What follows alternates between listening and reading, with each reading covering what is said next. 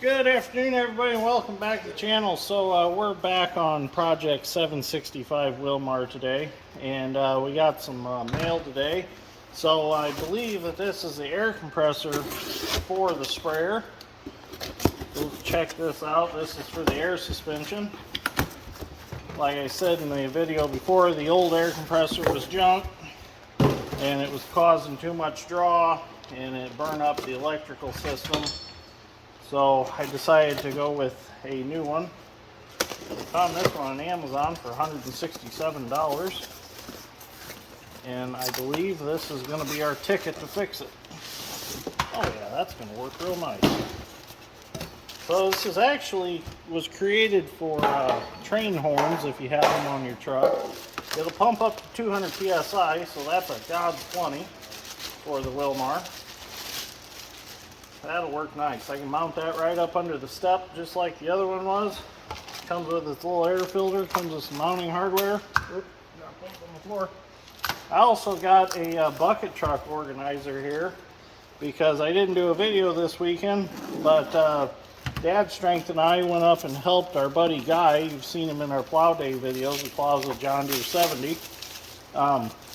He's putting up a Quonset building. And I want to know if he'd get some guys together to help him, so Dad Strength and I went and volunteered to help him. Well, we took our bucket truck to help with putting the building up, and I needed a good way to hang tools from the bucket of the bucket truck, and I think this Klein tool bag for a bucket truck is going to work out great. It snaps over the lip of the bucket, so that's going to be perfect. I can put all the tools in there and bolts and stuff, and they're not flying around. So, we're working on, we got the throttle cable out of the Wilmar. We're going to get a new one of those when we go to lunch because it gets kind of stuck at half throttle and it's just not very smooth operating, so we're going to go ahead and replace that. So we'll get this pump put on. So I'm working on getting this air compressor mounted, and what I done was I sat it on top. It actually goes up under here.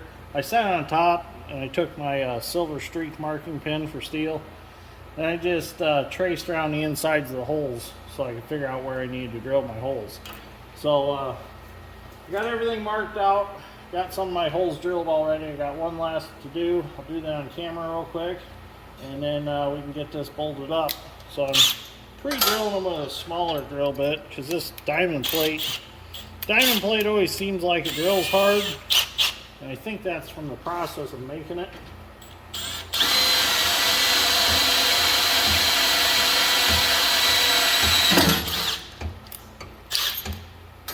I don't know if it's just because of the heat tempering that it goes through when they make it or what, but diamond plate just drills hard.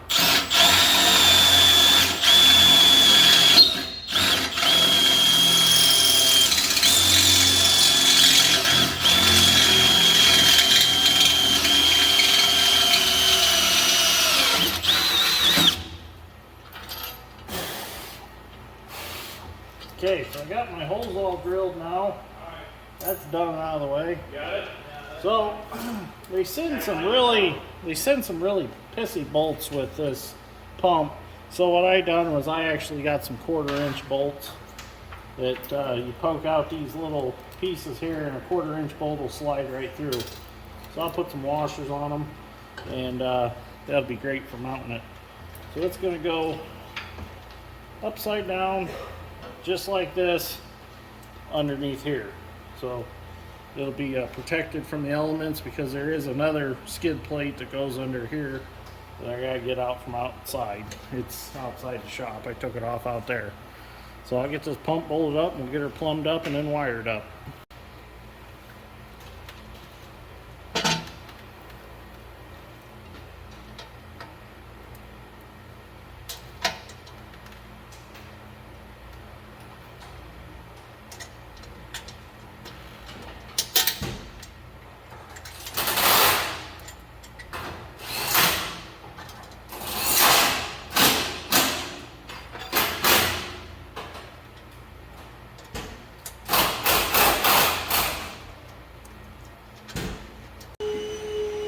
So I'm going to start the wiring now, and I'm going to go ahead and wire this the way they had it before. There is a positive post here, I've got the nut off of it, on the bottom of the cab, which this is the main power feed for the cab.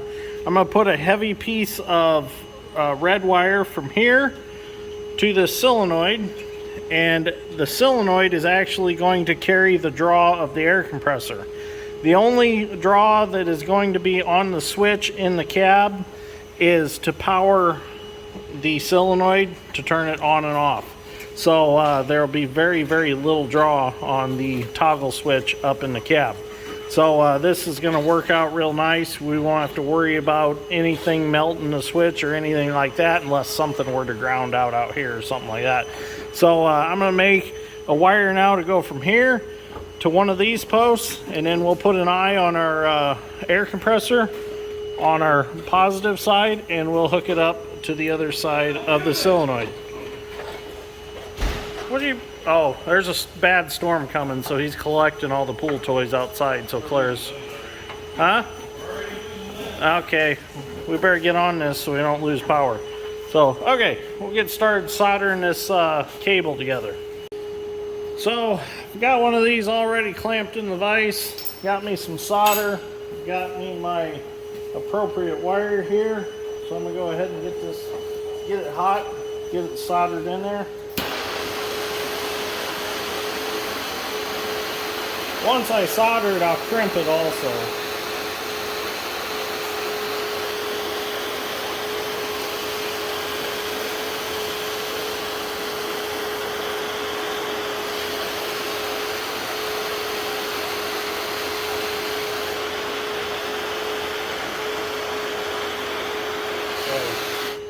Shove it in there. Oh, that's nice. You missed one little wire. That's all right. Okay, we'll let that cool, and we're also going to put some heat shrink on those. Now that's cooled off a little bit, we'll go ahead and we'll put it in our crimping tool here. Put your safety glasses on. Don't want nothing to chip off and go in the eye. And then we'll go ahead and we'll crimp it.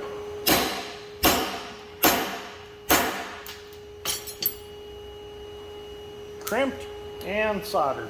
I really like doing that. So now I'm going to get some heat shrink and put on there, and then we'll get the other end put on. Got our heat shrink on there.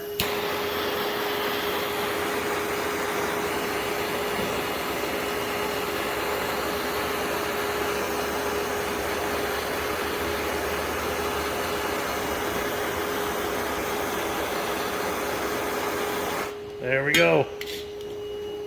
That end is done. It looks pretty good. Not my best work, but it'll be fine. Okay, let me get the other end on, and we'll get everything wired up. Well, we're getting quite a bit of rain now.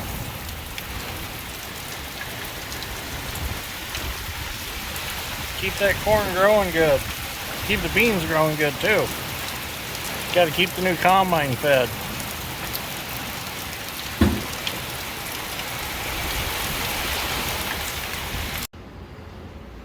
Okay, I'm going to start wiring all this up. So we're going to take our solenoid here, and I'm going to wire this up, and then I'll bolt it up in there.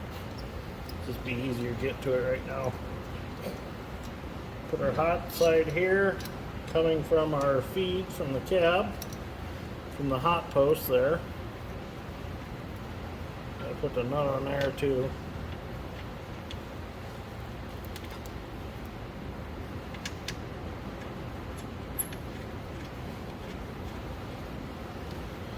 Then we need our control wire.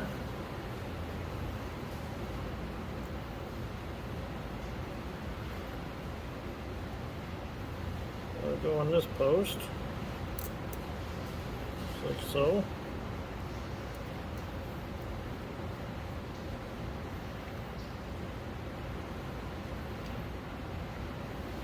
And then our other hot, this is our hot to our air compressor.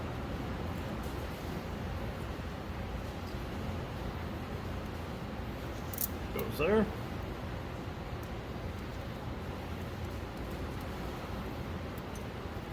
And then I will take all this and I will bolt it up in here.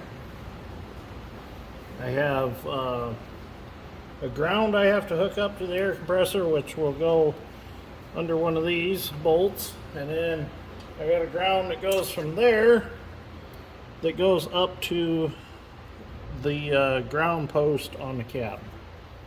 So let me get all this bolted up real quick, and our air compressor should run in theory when we hit the switch in the cab. Well, I got all the wiring done, and if I done everything right, Dad's strength up in the cab should be able to flip the switch on and turn the air compressor on. So you want to try it?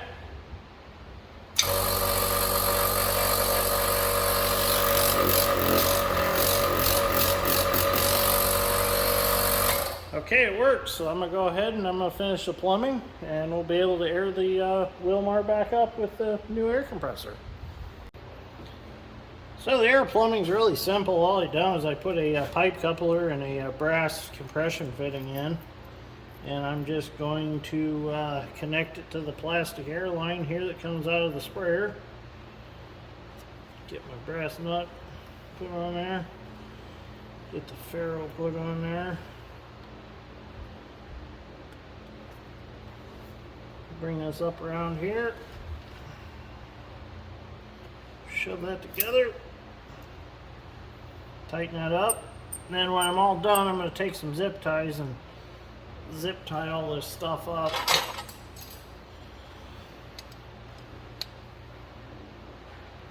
Pretty simple. They put the stainless steel braided line in there for heat purposes, so it don't melt your plastic line or whatever you've got it connected to. Okay, so we're connected. We'll just get that all zip tied up in there like that, and then this project's complete, and we put the cover back on it. So we're going to go ahead and air the sprayer up now. Go ahead and flip the switch on.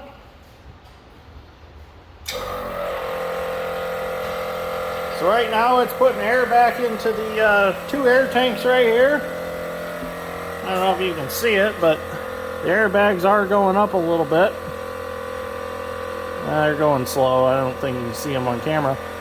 It's definitely working though.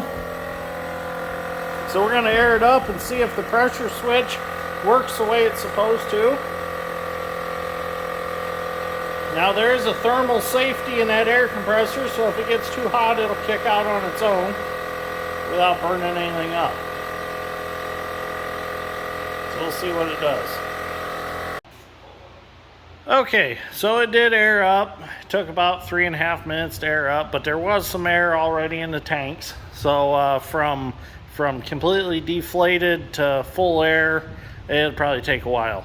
But all this has to do is maintain the air.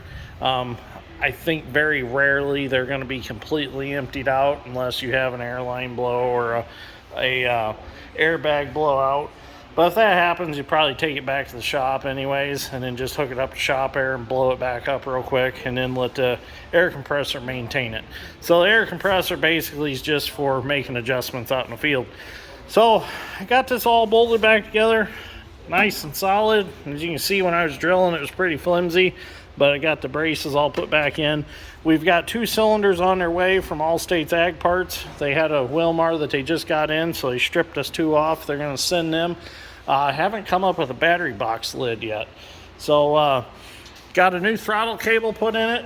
The throttle works really nicely now. So that's done. So really, after that cylinder comes, we can put that back together and we can take it out and unfold it and do a little work on the booms, and then we can use it. So she's pretty much ready to go now. So Dad cleaned the cab out. We're redoing the one piece that goes around the console in there, so it covers all the controls underneath by your leg there. We're going to order some upholstery for that, recover it, and the rest of the upholstery in the cab looks really good, so we don't have to mess with anything there. We're going to clean the windows. Dad swept it all out. So we're going to take it out. We're going to get some ammonia and dump in the tank and shake it around and make sure that the tank is cleaned out, make sure there's no residue from other chemicals that may have been in it before we purchased it. we're going to go ahead and we're going to clean all the tanks. The top water tank up there, you can actually put a different chemical in that if you want to drain it into your big tank. Let's say you want to spray half the field with one chemical and then add another for the other half, you can put it in that tank. But we're not going to ever do that. So we're going to clean that tank out really good, and we're going to use it for hand washing purposes. So we have clean water on the sprayer at all times, so if we need to wash our hands or something like that. So there, we're going to put, there is a valve on the back, but I'm going to move it up closer to the front so it's easier to get to. So once you're done mixing chemicals, you know, you got your gloves, you can get a bar of soap, you can soap up and rinse your gloves off and stuff before you take them off and throw them in the cab or in the truck.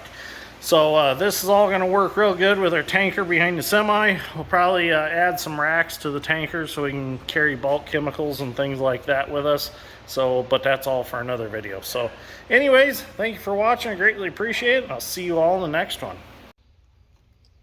Well, if you're wondering how much rain we got 3/10 out of that storm. So we're doing fairly well on rain. We did irrigate. We started last Sunday and ran them up until yesterday and shut them off. So we did get a little bit dry, but this rain will carry us over till probably Sunday or so.